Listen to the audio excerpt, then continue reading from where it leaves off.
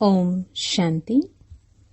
11 फरवरी 2025 बाबा के महावाक्य। मीठे बच्चे, तुम्हें भगवान पढ़ाते हैं। तुम्हारे पास है ज्ञान रत्न। इन्हीं रत्नों का धंधा तुम्हें करना है। तुम यहाँ ज्ञान सीखते हो, भक्ति नहीं। प्रश्न: मनुष्य ड्रामा की किस वंडरफुल नोंद को भगवान की लीला समझ उसकी बड़ाई करते हैं? उत्तर: जो जिसमें भावना रखते उन्हें उसका साक्षात्कार हो जाता है तो समझते हैं यह भगवान ने साक्षात्कार कराया, लेकिन होता तो सब ड्रामा अनुसार है। एक ओर भगवान की बड़ाई करते, दूसरी ओर सर्वव्यापी कह ग्लानि कर देते हैं। ओम शांति। भगवान वाच: बच्चों को यह तो समझाया हुआ है कि मनुष्य को व देवता को भगवान नहीं कहा जाता। गाते भी हैं ब्रह्मा देवताय नमः, विष्णु देवताय नमः, शंकर देवताय नमः। फिर कहा जाता है शिव परमात्माय नमः। यह भी तुम जानते हो शिव को अपना शरीर नहीं है। मूल वतन में शिव बाबा और सालिग्राम रहते हैं। बच्चे जानते हैं कि अभी हम आत्माओं को बाप पढ़ा रहे हैं और जो भी सत्संग है वास्तव में वह कोई सत्य का संग है नहीं। बाप कहते हैं वह तो माया का संग है। वहां ऐसे कोई नहीं समझेंगे कि हमको भगवान पढ़ाते हैं। गीता भी सुनेंगे तो श्री कृष्ण भगवान वाच समझेंगे। दिन प्रतिदिन गीता का अभ्यास कम होता जाता है क्योंकि अपने धर्म को ही नहीं जानते। श्री कृष्ण के साथ तो सभी का प्यार है। श्री कृष्ण को ही झुलाते हैं। अब तुम समझते हो हम झुलाएं किसको? बच्चे को झुलाया जाता है, बाप को तो झुला न सके। तुम शिव बाबा को झुलाएंगे? वह बालक तो बनते नहीं, पुनर्जन्म में आते नहीं। वह तो बिंदु है, उनको क्या झुलाएंगे? श्री कृष्ण का बहुतों को साक्षात्कार होता है। श्री कृष्ण के मुख में तो सारी विश्व है क्योंकि विश्व का मालिक बनते हैं। तो विश्व रूपी माखन है। वो जो आपस में लड़ते हैं वह भी सृष्टि रूपी माखन के लिए लड़ते हैं।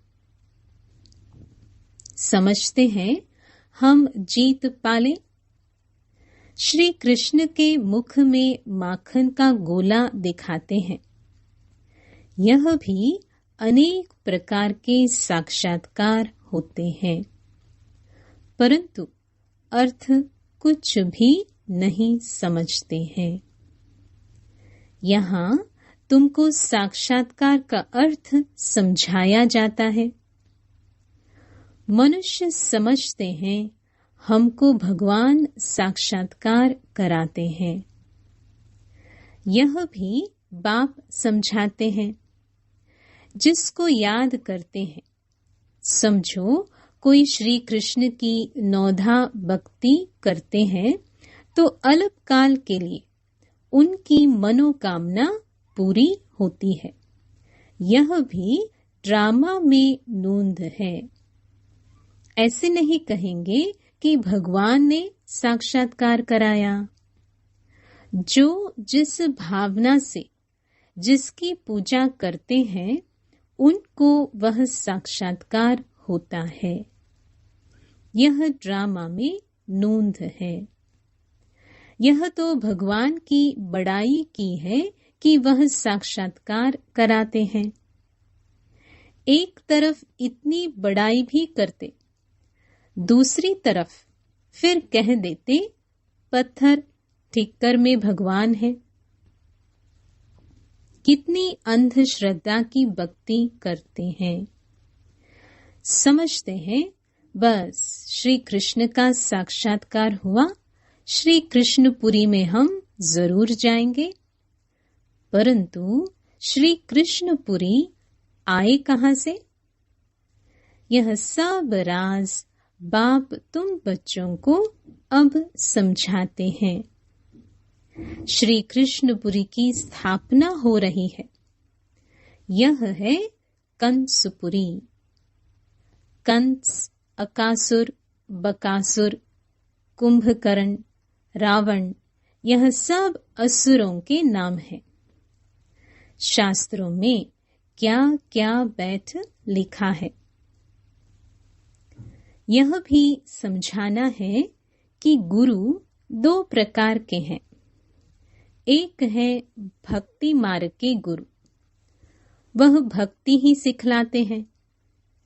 यह बाप तो है ज्ञान का सागर, इनको सतगुरु कहा जाता है। यह कभी भक्ति नहीं सिखलाते, ज्ञान ही सिखलाते हैं। मनुष्य तो भक्ति में कितना खुश होते हैं, झांझ बजाते हैं। बनारस में तुम देखेंगे सब देवताओं के मंदिर बना दिए हैं। यह सब है भक्ति मार्ग की दुकानदारी, भक्ति का धंधा। तुम बच्चों का धंधा है ज्ञान रत्नों का, इनको भी व्यापार कहा जाता है। बाप भी रत्नों का व्यापारी है। तुम समझते हो यह रत्न कौन से हैं? इन बातों को समझेंगे वही जिन्होंने कल्प पहले समझा है, दूसरे समझेंगे ही नहीं। जो भी बड़े बड़े हैं वह पिछाड़ी में आकर समझेंगे। कन्वर्ट भी हुए हैं ना। एक राजा जनक की कथा सुनाते हैं। जनक फिर अनुजनक बना। जैसे कोई का नाम श्री कृष्ण है तो कहेंगे तुम अनुदेवी श्री कृष्ण बनेंगे। कहाँ वह सर्वगुण संपन्न श्री कृष्ण, कहाँ यह? कोई का लक्ष्मी नाम है और इन लक्ष्मी नारायण के आगे जाकर महिमा गाती है। यह थोड़ी समझती कि इनमें और हमारे में फर्क क्यों हुआ है। अभी तुम बच्चों को नॉलेज मिली है यह सृष्टि चक्र कैसे फिरता है।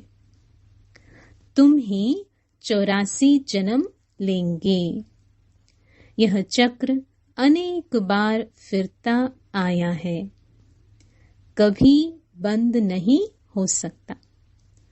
तुम इस नाटक के अंदर एक्टर्स हो। मनुष्य इतना जरूर समझते हैं कि हम इस नाटक में पार्ट बजाने आए हैं। बाकी ड्रामा के आदि मध्य अंत को नहीं जानते।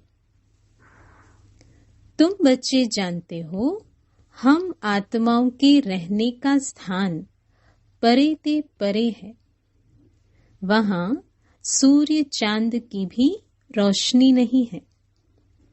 यह सब समझने वाले बच्चे भी अक्सर करके साधारण गरीब ही बनते हैं, क्योंकि भारत ही सबसे साहूकार था, अब भारत ही सबसे गरीब बना है। सारा खेल भारत पर है। भारत जैसा पावन खंड और कोई होता नहीं। पावन दुनिया में पावन खंड होता है और कोई खंड वहां होता ही नहीं। बाबा ने समझाया है, यह सारी दुनिया एक बेहद का आइलैंड है। जैसे लंका टापू है, दिखाते हैं रावण लंका में रहता था। अभी तुम समझते हो रावण का राज्य तो सारी बेहद की लंका पर है। यह सारी सृष्टि समुद्र पर खड़ी है। यह टापू है, इस पर रावण का राज्य है। यह सब सीताएं रावण की जेल में हैं। उन्होंने तो हद की कथाएं बना दी है यह सारी बेहद की बात। बेहद का नाटक है, उसमें ही फिर छोटे छोटे नाटक बैठ बनाए हैं। यह बायोस्कोप आदि भी अभी बने हैं, तो बाप को भी समझाने में सहज होता है। बेहद का सारा ड्रामा तुम बच्चों की बुद्धि में है। मूल वतन, सूक्ष्म वतन और किसकी बुद्धि में हो न सके। तुम जानते हो हम आत्माएं मूल वतन की रहवासी हैं। देवताएं हैं सूक्ष्म वतनवासी, उनको फरिश्ता भी कहते हैं। वहां हड्डी मांस का पिंजरा होता नहीं। यह सूक्ष्म वतन का पाठ भी थोड़े समय के लिए है। अभी तुम आते जाते हो, फिर कभी नहीं जाएंगे। तुम आत्माएं जब मूल वतन से आती हो तो वाया सूक्ष्म वतन नहीं आती हो, सीधी आती हो। अभी वाया सूक्ष्म वतन जाती हो। अभी सूक्ष्म वतन का पाठ है। यह सब राज बच्चों को समझाते हैं। बाप जानते हैं कि हम आत्माओं को समझा रहे हैं। साधु संत आदि कोई भी इन बातों को नहीं जानते हैं। वह कभी ऐसी बातें कर न सके। बाप ही बच्चों से बात करते हैं। ऑर्गन्स बिगर तो बात कर न सके। कहते हैं मैं इस शरीर का आधार ले तुम बच्चों को पढ़ाता हूँ। तुम आत्माओं की दृष्टि भी बाप तरफ चली जाती है। यह है सब नई बातें। निराकार बाप, उनका नाम है शिव बाबा। तुम आत्माओं का नाम तो आत्मा ही है। तुम्हारे शरीर के नाम बदलते हैं। मनुष्य कहते हैं परमात्मा नाम रूप से न्यारा है, परंतु नाम तो शिव कहते हैं ना। शिव की पूजा भी करते हैं। समझते एक है, करते दूसरा है। अभी तुम बाप के नाम रूप देश काल को भी समझ गए हो। तुम जानते हो कोई भी चीज नाम रूप के बिगर नहीं हो सकती है। यह भी बड़ी सूक्ष्म समझने की बात है। बाप समझाते हैं गायन भी है सेकंड में जीवन मुक्ति, अर्थात मनुष्य नर से नारायण बन सकते हैं। जबकि बाप हेवनली गॉड फादर है, हम उनके बच्चे बने हैं तो भी स्वर्ग के मालिक ठहरे, परंतु यह भी समझते नहीं हैं। बाप कहते हैं बच्चे तुम्हारी एम ऑब्जेक्ट ही यह है नर से नारायण बनना। राजयोग है ना। बहुतों को चतुर्भुज का साक्षात्कार होता है। इससे सिद्ध है विष्णुपुरी के हम मालिक बनने वाले हैं।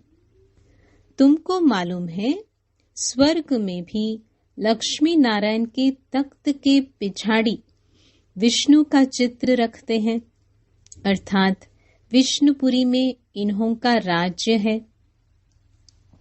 यह लक्ष्मी नारायण विष्णुपुरी के मालिक हैं। वह है श्री कृष्णपुरी, यह है कंसपुरी। ड्रामा अनुसार यह भी नाम रखे हुए हैं।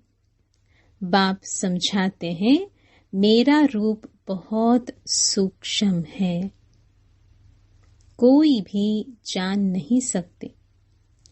कहते हैं कि आत्मा एक स्टार है, परंतु फिर लिंग बना देते, नहीं तो पूजा कैसे हो। रुद्र यज्ञ रचते हैं तो अंगूठे मिसल सालिग्राम बनाते हैं। दूसरी तरफ उनको अजब सितारा कहते हैं। आत्मा को देखने की बहुत कोशिश करते हैं, परंतु कोई भी देख नहीं सकते। रामकृष्ण विवेकानंद का भी दिखाते हैं ना। उसने देखा आत्मा उनसे निकल मेरे में समा गई। अब उनको किसका साक्षात्कार हुआ होगा।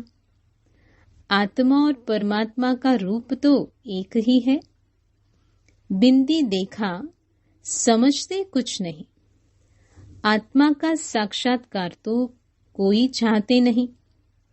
चाहना रखते हैं कि परमात्मा का साक्षात्कार करें। वह बैठा था कि गुरु से परमात्मा का साक्षात्कार करें।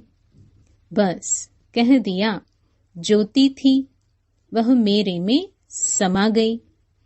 इसमें ही वह बहुत खुश हो गया। समझा यही परमात्मा का रूप है। गुरु में भावना रहती है भगवान के साक्षात्कार की। समझते कुछ नहीं। भला भक्ति मार्ग में समझाए कौन। अब बाप बैठ समझाते हैं जिस जिस रूप में जैसी भावना रखते हैं, जो शक्ल देखते हैं, वह साक्षात्कार हो जाता है। जैसे गणेश की बहुत पूजा करते हैं तो उनका चैतन्य रूप में साक्षात्कार हो जाता है, नहीं तो उनको निश्चय कैसे हो। तेजोमय रूप देख समझते हैं कि हमने भगवान का साक्षात्कार किया, उसमें ही खुश हो जाते हैं। यह सब है भक्ति मार्ग, उतरती कला।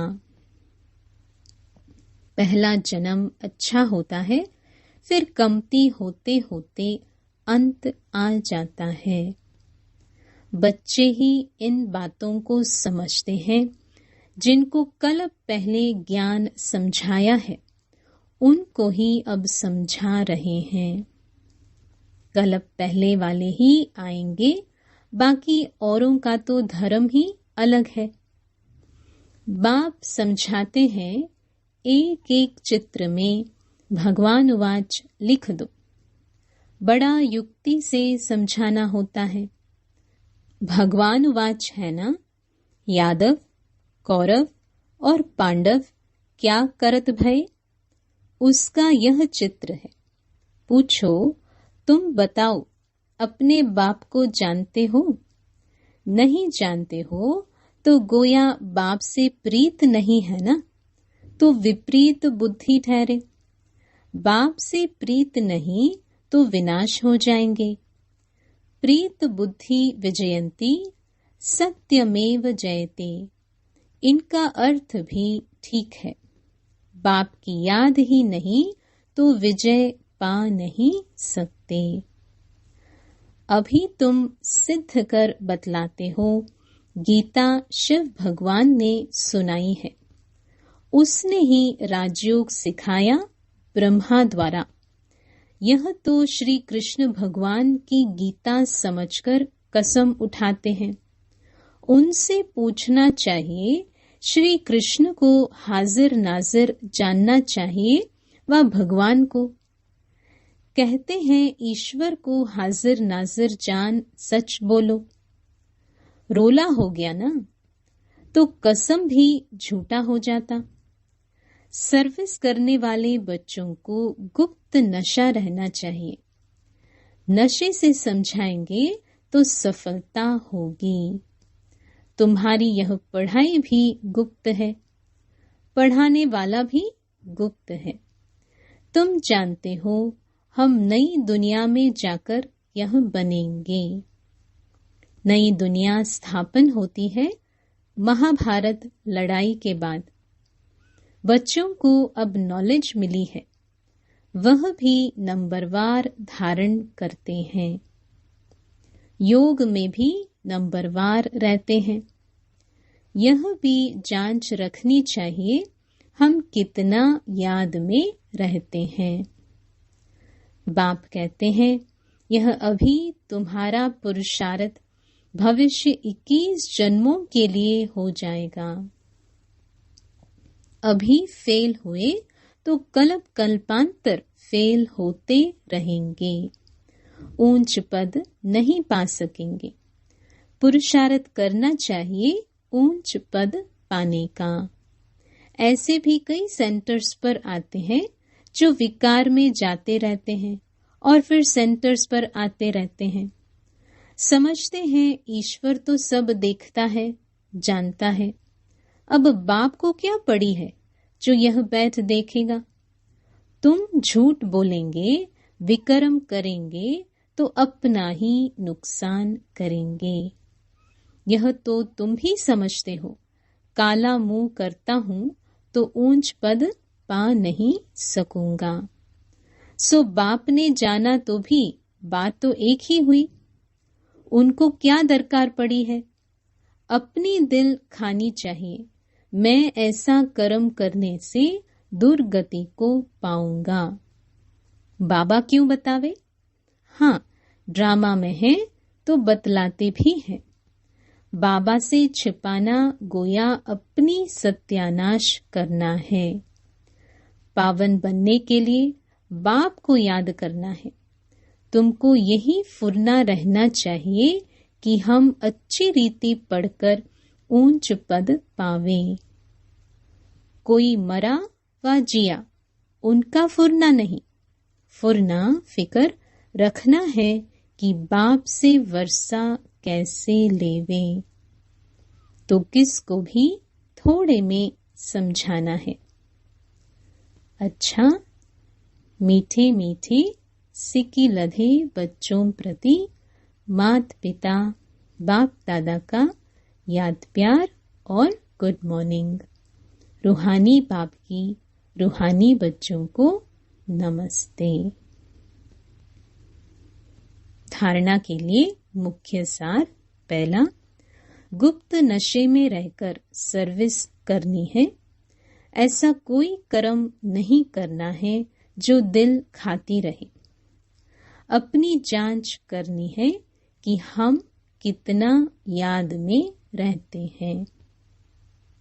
दूसरा, सदा यही फिक्र रहे कि हम अच्छी रीति पढ़कर ऊंच पद पाएं। कोई भी विकर्म करके झूठ बोलकर अपना नुकसान नहीं करना है। वरदान, मन मना भव के महामंत्र द्वारा सर्व दुखों से पार रहने वाले सदा सुख स्वरूप भव। जब किसी भी प्रकार का दुख आए तो मंत्र ले लो, जिससे दुख भाग जाएगा। स्वप्न में भी जरा भी दुख का अनुभव न हो। तन बीमार हो जाए, धन नीचे ऊपर हो जाए, कुछ भी हो, लेकिन दुख की लहर अंदर नहीं आनी चाहिए। जैसे सागर में लहरें आती हैं और चली जाती हैं, लेकिन जिन्हें उन लहरों में लहराना आता है वह उसमें सुख का अनुभव करते हैं। लहर को जंप देकर ऐसे क्रॉस करते हैं जैसे खेल कर रहे हैं। तो सागर के बच्चे सुख स्वरूप हो, दुख की लहर भी न आए। स्लोगन: हर संकल्प में दृढ़ता की विशेषता को प्रैक्टिकल में लाओ तो प्रत्यक्षता हो जाएगी। अव्यक्त इशारे: एकांत प्रिय बनो, एकता और एकाग्रता को अपनाओ। स्व उन्नति में, सेवा की उन्नति में एक ने कहा, दूसरे ने हाँ जी किया। ऐसे सदा एकता और दृढ़ता से बढ़ते चलो।